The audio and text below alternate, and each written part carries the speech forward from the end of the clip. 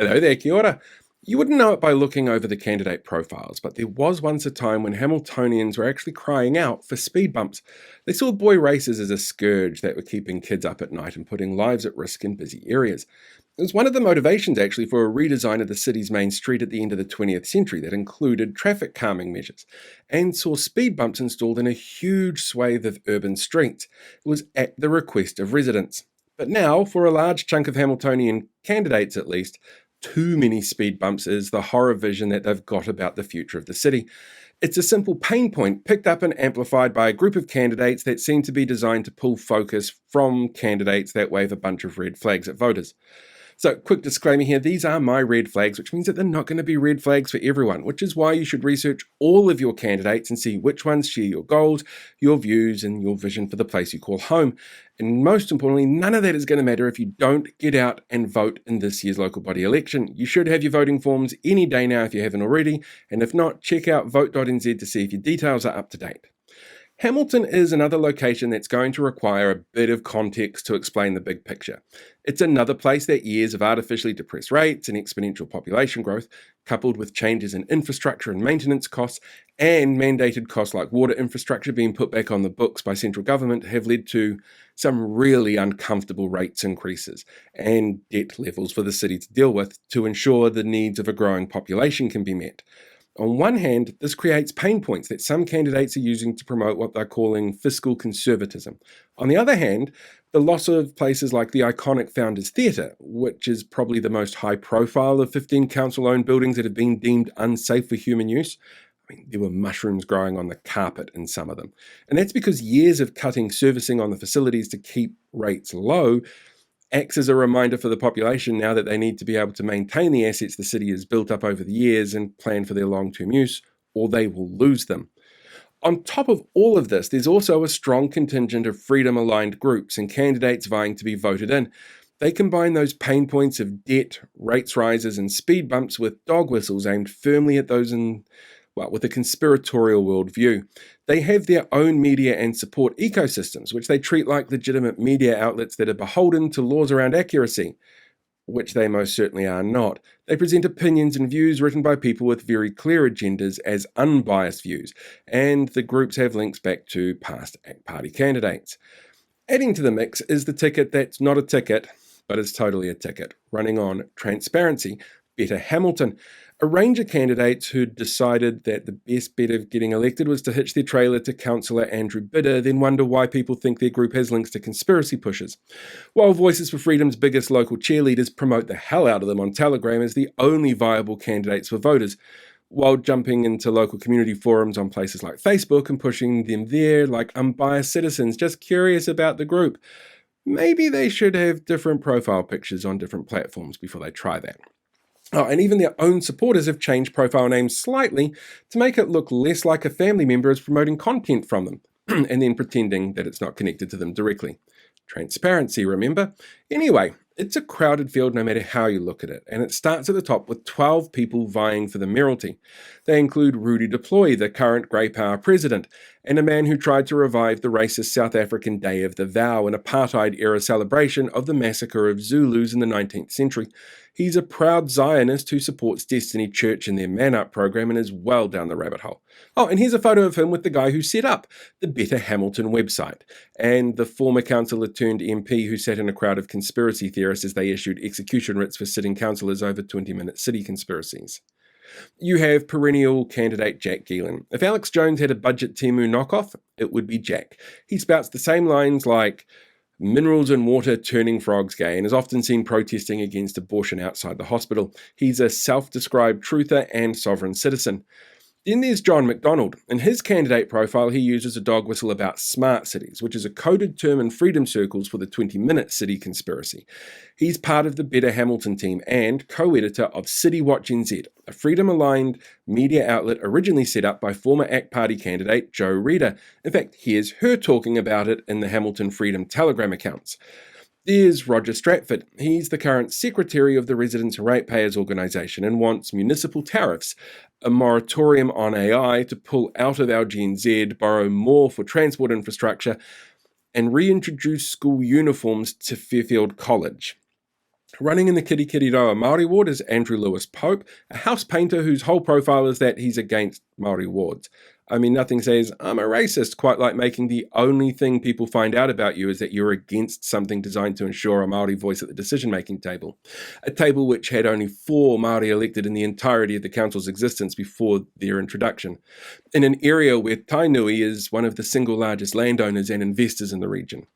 In a country where partnership with tangata whenua is meant to be part of the founding document. In Hamilton East, there's 27 candidates running, including Deploy, Geelan and McDonald that I've already mentioned. There's also Stuart Aitken, another of the Better Hamilton team that's not a ticket, but the ticket that Voices for Freedom want to push, and a ticket that pushes content from known conspiracy theorists like Kirsten Murfitt. But they're totally not about conspiracy theorists, according to Stuart. Stuart would be proud to serve on a council with Andrew Bitter, and he's a passive member of pseudo-law groups Challenging Council and hard-right political think tank NZCPR. He thinks people reporting his content online is limiting his freedom of speech instead of them exercising their freedom of speech, and he tried to chastise voters' methods for choosing candidates who share their ideologies over what he considered important for voters to make their choices with. Then next, alphabetically on the list on the City Council page is Andrew Bitter. It's easy to go into his multiple connections with disinformation groups. You can sit through the 4 one-hour-long interviews he did with Liz Gunn where he talks about the WEF, Klaus Schwab, woke indoctrination, planning for freedom groups to take over councils, working with Wellingtonian Ray Chung and his Better Wellington model, and how soon after Better Waipa, that group that we did last week that included people who wanted to storm Parliament and has been endorsed by conspiracy group members of astroturf group Groundswell. And Better Hamilton, they popped up not long after that as well. You can find his 18-page treatise shared extensively by various freedom groups and promoted on disinformation propaganda channel Reality Check Radio on how to take back councils. You can watch the live stream of his censure meeting for calling the Waipa mayor an ableist slur, where after threatening the deputy mayor with citizen's arrest, he argues it was because he was so passionate about not making Cambridge, where he lives, a 20-minute city. A conspiracy topic which led to that ratepayer group issuing execution writs to his co-workers, where he was also in the audience.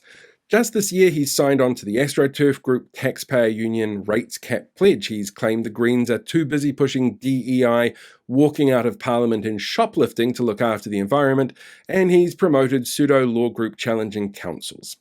Then you have Preet Dhaliwal. He's the official ACT candidate for Hamilton East, so he will be labelled on the ballots as such.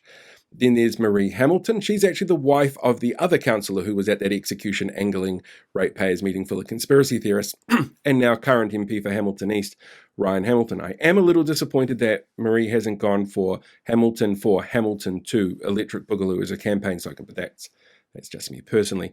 Then you've got Horiana Henderson. She's also standing under the Better Hamilton umbrella. That's, not an umbrella. Jason Yonason, he's another one who signed that taxpayer union pledge.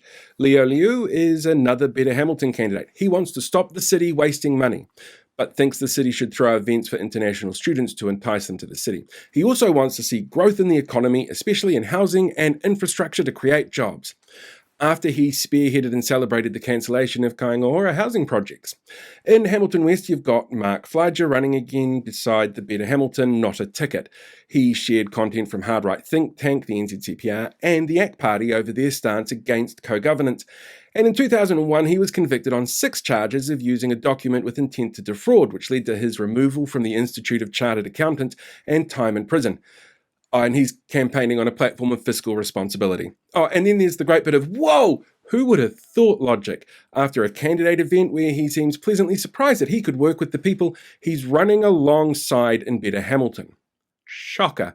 After all, here he is promoting Graham Mead 2 weeks earlier than that announcement, Mish McDonald 10 days earlier, and the entirety of the Better Hamilton team 20 days earlier. If he's only just finding out that he could work with them after having already been working with them for some time, that's a little concerning. Then you've got Nadita Gosai. She's the Hamilton West ACT candidate who will be listed as an ACT candidate on the ballots. There's Mish McDonald, who I mentioned just before. Better Hamilton, again.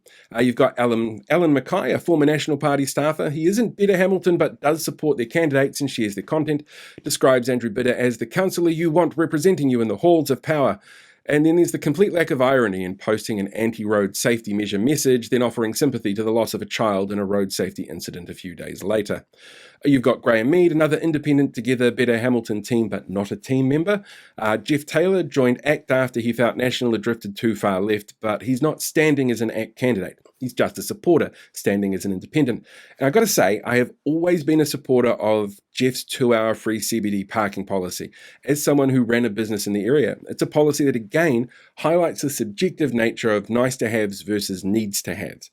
And you got Michael West. He's another not in a ticket but looks and sounds like a Ticket Better Hamilton member. In the past, he's called for the sale of the Waikato Stadium, Seddon Park, Claudelands Arena, the zoo, the museum, the Hamilton Gardens, and the Regional Theatre. And during 2019, in his mayoral run, he was cagey around claims that vaccines caused autism made by a then councillor and questions about water fluoridation. He's also shared content from disinformation propaganda outlet Reality Check Radio. And finally, there's Roderick Young. He's another rates cap supporter and believes setting up a bank in Hamilton is the way to tackle the council's finances. His website appears to include a play script based on council procedures framed like a Greek tragedy. He was fired from a role as a health promoter for the Bay of Plenty DHB for serious misconduct and from South Waikato District Council under circumstances bound up by a confidentiality agreement. He ran for the mayoralty of Southland in 2010 on a platform of extracting every mineral he could to pay down government debt while refusing to do media interviews unless reporters gave their credentials, CVs, hobbies, and parents' professions, all while he was still in the North Island, which is, and this is true, not near Southland. Hamilton is a great place to live, to work, to raise a family. I know from experience, but I also know it has issues. Everyone has a fix for Garden Place. Everyone has an opinion about reviving the CBD. Everyone vilifies the base while still shopping there. But not everyone gets out and has their say on the direction of the organisation that can make the changes they want to see to tackle the issues. Hamilton had the lowest voter turnout in the country last local election, only 29%. Low turnout means highly motivated voters, like the ones pushing candidates on Voices for Freedom Telegram channels or members of Grey Power and the Ratepayers Association. They have undue influence on the outcome of the elections because their vote has 3 times the power, essentially. And therefore, the approach the council will take in the future is set by them. There are over 50 candidates running and there's a huge field for voters, especially in Hamilton East. So get out and meet them. Look at their online profiles. Check out actual local media like Free FM to see what coverage they have instead of, media built around disinformation ecosystems. Most importantly, no matter which candidates you support, get your votes in. Voting's done by postal ballot with the voting forms having already been sent out. Hamilton City Council is using STV, so you need to rank your preference for your candidates from 1 to however many you want. And the future of Māori wards is on the ballot here. You can find more information about your local elections on your local council website, or you can visit my website, paultheotherone.com/LG25 for other resources.